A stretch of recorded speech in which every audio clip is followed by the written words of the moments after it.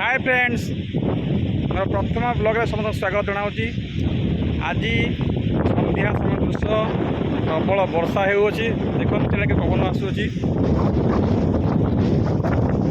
संध्या समय दृश्य ग्रीष्म दिन दृश्य यह अत्यंत आनंदकर मनमुग्धकर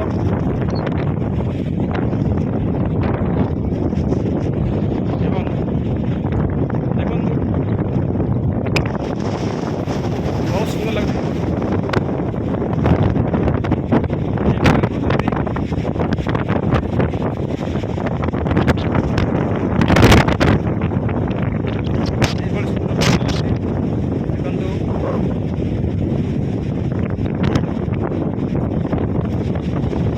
देखो आम झील आस पानी नहीं आस झील देखा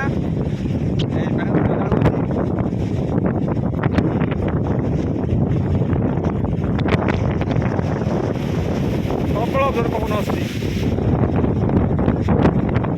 वर्षा ना खाली पवन देखु ये जो आनंदर दृश्य जो समुद्र पवन यह मन को अति आनंददायक प्रदान करुँच।